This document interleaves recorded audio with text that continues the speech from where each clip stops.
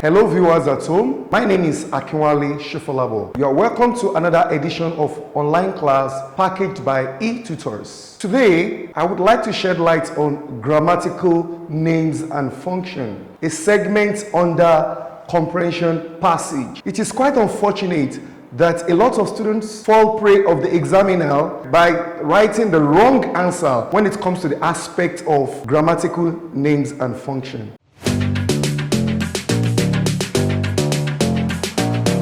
Now listen, there are quite a number of questions under comprehension passage. If you are sitting for any O-level examination such as WAEC, GC and NECO, the examiner will test students' ability to recognize the figure of speech under comprehension passage. The examiner will test students' ability to identify grammatical names and function of the given expression in a comprehension passage. The examiners will also test students' dexterity as regards the selected word, which is otherwise known as contextualization. However, today, I would like to discuss grammatical names and function. Whenever you are asked to determine the grammatical name and the grammatical function of a given expression under comprehension passage, as a student, the first thing you have to do is to ascertain if the given expression is a phrase or a clause. That's the first thing you have to do. It is quite unfortunate that a lot of students assume that when the given expression is long, they assume that it is usually a clause. When the given expression is short, they assume that the given expression is a phrase. The length of the given expression should not be used as a parameter to distinguish between a phrase and a clause. The formula of a clause is plus finite verb. A clause is a conglomeration of words that has a subject and a finite verb, while a phrase is a conglomeration of words that does not possess a finite verb. In other words, the formula of a phrase is minus finite verb. The question is, what is a finite verb? A finite verb is a verb that indicates grammatical tense. In other words, it is dynamic. It is capable of changing from present tense to past tense or from past tense to present tense. However, a phrase does not possess a finite verb. If a phrase has a verb, it is usually a non-finite verb. So the first thing you have to do is to ascertain if the given expression is a phrase or a clause. Having done that, you trace the given expression to its origin in the comprehension passage. Try as much as possible to know where the sentence starts and where it ends, so that you can have a clear picture of the grammatical name and grammatical function. Now let's look at the following expressions. Identify the grammatical names and functions of the underlying expressions. If he is well composed, he will pass his examination. Perhaps this expression is given to you. If he is well composed, he will pass his examination. There are two clauses in this given expression. We have the main clause and we have the subordinate clause. Don't forget, the sentence begins with if. If is a subordinate conjunction. In other words, if he is well composed is a subordinate clause, while the main clause is he will pass his examination. You are asked to determine the grammatical name and grammatical function. Now let us verify if this given expression has a finite verb. The finite verb is. The past tense of this verb is was. This finite verb has a subject. The subject is what? He. So apparently, this is a clause and it is what? A subordinate clause. If I were you, I will rearrange. It becomes, he will pass the examination. He will pass his examination if he is well composed. Please take notes. Whenever the given expression begins with if, unless, except, provided. Such expression is usually adverbial clause of condition. Whenever the given expression begins with the following subordinate conjunctions: if, except, provided, unless.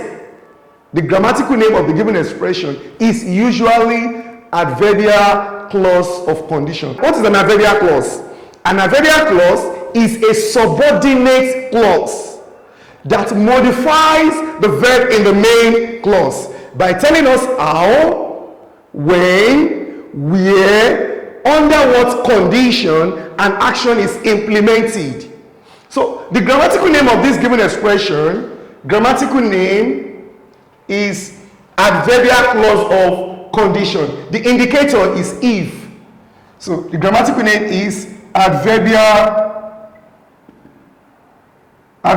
clause of condition. What is the grammatical function?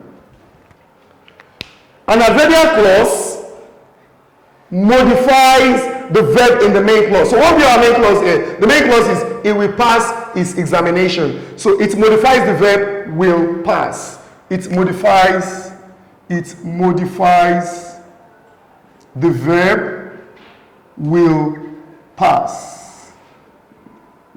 The next one, unless the downtrodden voice out, the upper class will continue to exploit them. Now, the given expression begins with a subordinate clause.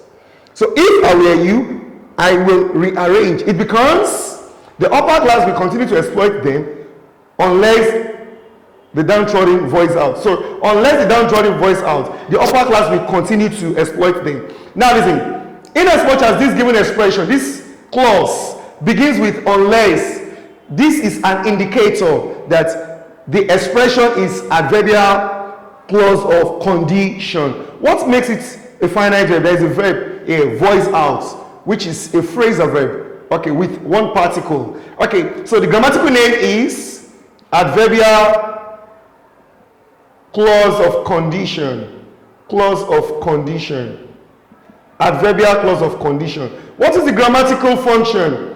It should modify the verb in the main clause. The main clause is the upper class will continue to exploit them. So it modifies the verb will continue. It modifies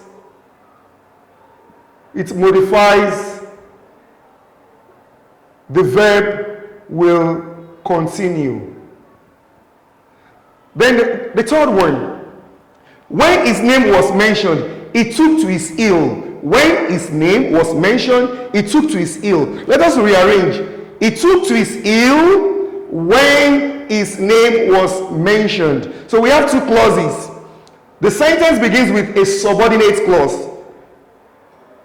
When his name was mentioned, he took to his ill. When did he take? When did he run? When did he run? When his name was mentioned. So when his name was mentioned is a subordinate clause that is telling us when he took to his what? Ill. So this is a clause. What makes it a clause? It has a finite verb, was. The present tense of was is what? Is. So this verb is dynamic. It can undergo changes. So the grammatical name, when his name was mentioned, is telling us time that he took to his ill. So you call it adverbial clause of time, indicating, telling us the time this action was implemented, was carried out. So the grammatical name is adverbial clause of time. An adverbial clause of time is a subordinate clause that modifies the verb in the main clause by telling us when an action is accomplished. So please take note. When his name was mentioned. Now let's look at the grammatical function. Don't forget, an adverbial clause modifies the verb in the main clause. So what's the main clause? It took to his ill. So it modifies the verb took. The next one, Mr. Shegun bought the book which the lecturer recommended. Mr. Shegun bought the book which the lecturer recommended. Anytime the given expression begins with one of the four WTH, the four WTH are the relative pronouns. We have who, whom, whose, which, and the last one is that.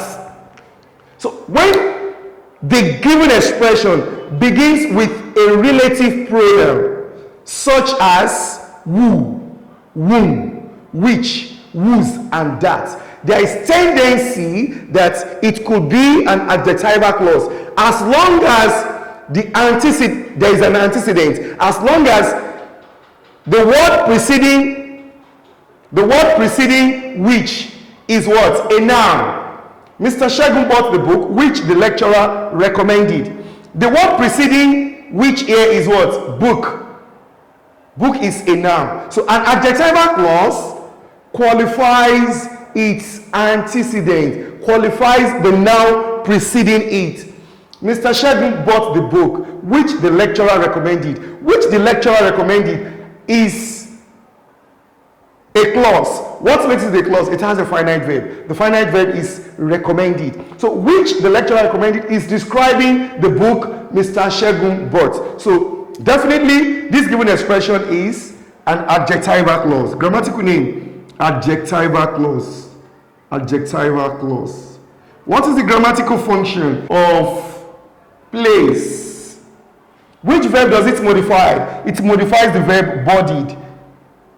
It modifies the verb bodied. This is a phrase because it doesn't have a finite verb. At is a preposition. The article, bus stop, now. There is no finite verb. So this is a phrase. It's a conglomeration of words without a finite verb. The next one, whatever is paid in each case attracts a task. Now let us examine the given expression, whatever is paid in each case. This underlined expression has a finite verb, is. This verb is dynamic. It can change from present tense to past tense. Now let us analyze the sentence. The verb in this sentence is attracts. Don't forget, the element of a sentence that appears before the verb is called the subject. For example, if I say, now, Shola slapped his friend. The doer of this action is Shola. Shola is the subject. Subject appears before the verb in a sentence. So in this case, the verb in this sentence is attracts. Inasmuch as whatever is paid in each case is occupying the subject position, it is performing the function of a noun. It occupies the nominal position. Hence, we call it noun clause. The grammatical name is noun clause. What is the grammatical function? It functions as subject of the verb attracts. It functions as subject of the verb attracts. So please don't forget, the subject appears before the verb in a sentence. So inasmuch as whatever is paid in each case occupies the subject position, it is performing the function of a noun. Perhaps you are not sure. I would have suggested that you should ask the question who or what from the verb. The response determines the subject of a sentence. Now, the verb in this sentence is what? Is attracts. Now, let us ask the question who or what. What attracts a task? Whatever is paid in each case. The next one, the courage to fail is very cheap. Now, you are asked to identify the grammatical name and grammatical function. To fail is a non-finite verb because this verb is static. Any verb that appears after the preposition to cannot change. So you cannot say to failed. So this is a phrase. This phrase is occupying the subject position. The verb in this sentence is. So inasmuch as is the verb, anything from here to here is occupying is the subject position. So the current to fail is the subject of the sentence. Hence, the grammatical name is what? Noun phrase. Now let's look at the grammatical function. It functions as subject of the verb is. It functions as subject of the verb is. The next one, the driver drove the car as he was instructed. We have two clauses, main clause and the subordinate clause. The main clause is the driver drove the car. The subordinate clause is as he was instructed. As he was instructed. It's telling us how the driver drove the car. So apparently it is performing the function of an adverb by telling us how an action is implemented. So this is a subordinate clause that is modifying the verb in the main clause. Okay, so the grammatical name is adverbial clause of manner. Adverbial clause of manner. Adverbial clause of manner tells us how an action is implemented. I work that I may not starve. Why do I work? That I may not starve. So there are two clauses. I work is the main clause. That I may not starve is the subordinate clause. Okay?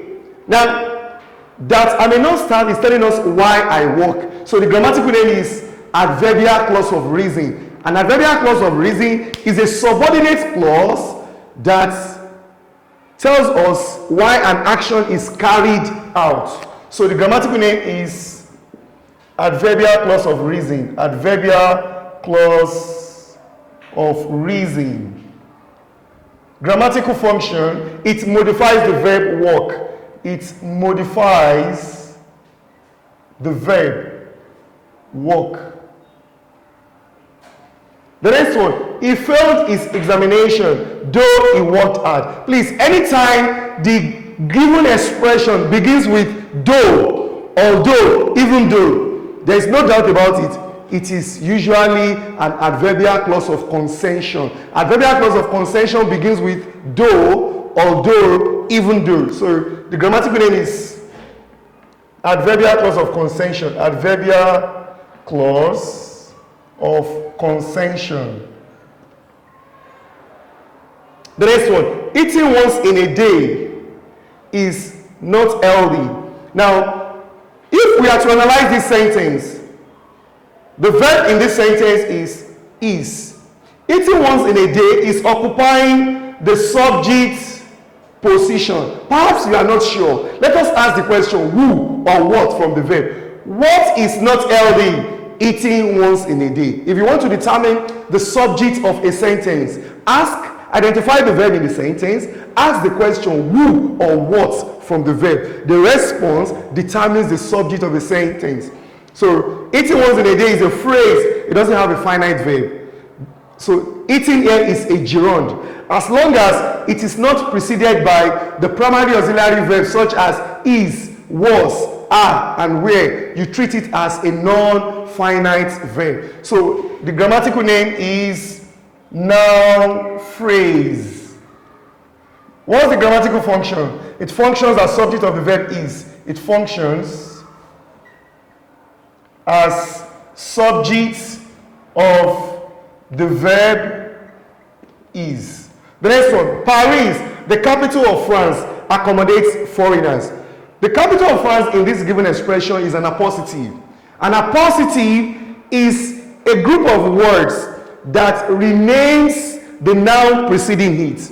The capital of France renames Paris. So in this case, this is noun in apposition. The capital of France is a phrase because it doesn't have a finite verb. So what do you call the grammatical name? Noun phrase.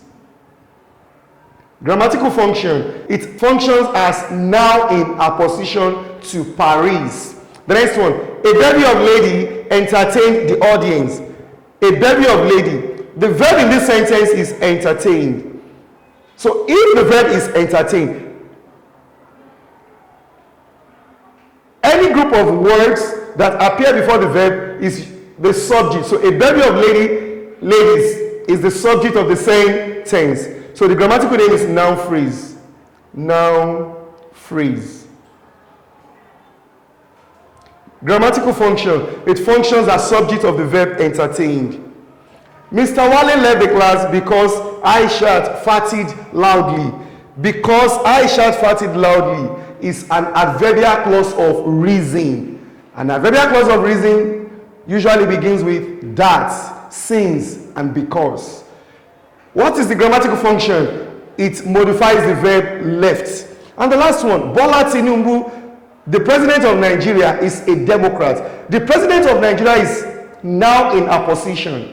Is renaming Bola Tinubu. Who is Bola Tinubu? The president of Nigeria. An appositive is a group of words that renames the noun preceding it. The president of Nigeria is renaming Bola Tinubu. Hence, it is acting as an appositive. It is acting as now in apposition. So the grammatical name is, it is only a noun that can act as an appositive. So the grammatical name is noun phrase. Why do we call it a phrase? It doesn't have a finite verb. D is what? Article, president, noun, of, preposition, Nigeria, noun. So there is no finite verb, so we call it a phrase. Why do we call it a noun phrase? Because it is acting as noun in apposition. It is renaming Bola Tinubu. So the grammatical name is noun phrase. The grammatical function, it functions as noun in apposition to Bola Tinubu. Have a nice day, class. I hope you enjoyed the class. Till we meet again, my name is Mr. Wale. Bye for now.